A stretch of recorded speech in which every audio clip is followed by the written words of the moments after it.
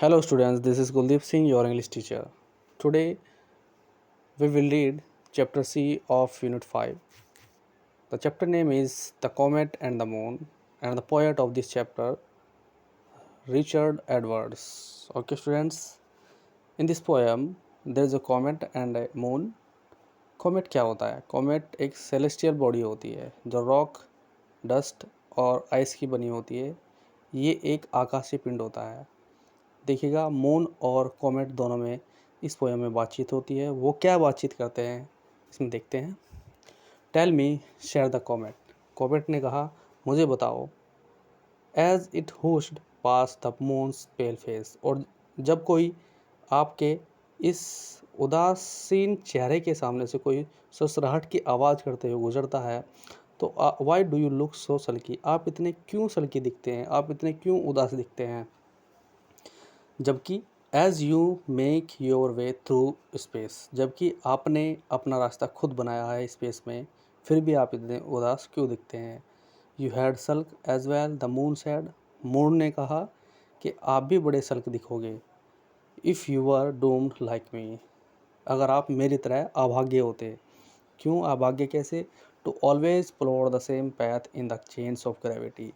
क्यों, क्योंकि मैं एक ही रास्ते पर घूमता रहता हूँ, एक ही रास्ते पर बड़े थके थके पैरों से चलता रहता हूँ, वो भी एक ग्रेविटी की वजह से। You are free to flare and sizzle, जबकि आप फ्री हो, कहीं पर भी जा सकते हो और कहीं पर भी बड़ी तेज़ी से घूम सकते हैं। You roam like rockets too, और आप तो इस तरीके से जाते हो जैसे कि कोई रॉकेट्स गया हो। While I am stuck here in orbit of earth I envy you. वो कहते हैं कि मैं तो इस अर्थ की ऑर्बिट में ही फंसा हुआ हूँ, मुझे इस चीज़ से आपसे जलन होती है। मून कहता है कॉमेट से। देखिएगा, कॉमेट आपने नाम भी सुना होगा, जब कोई न्यूज़ आती होगी। कॉमेट क्या होते हैं, बड़ी तेज़ी से आकाशीय पिंड नीचे आते हैं, और जब वो आते हैं तो पीछे अपनी तरफ एक टेल की तरह छोड़ते हुए आते हैं अपनी जगह पर। Once things were better space man came up to float and walk. और वो कहता है कि जब वो चीज़ें बेटर थी, जब कोई स्पेसमैन, जब कोई अंतरिक्ष यात्री मेरी बैक पर उतरता था और मेरी बैक को स्क्रैच करके ले जाता था, वहाँ पर वॉक करता था। लेकिन नाउ लाइफ टू डल, लेकिन अब जो लाइफ है वो बहुत ही डल हो गई है। So comet stay and talk. So comet रुको और मेरे साथ बातें करो।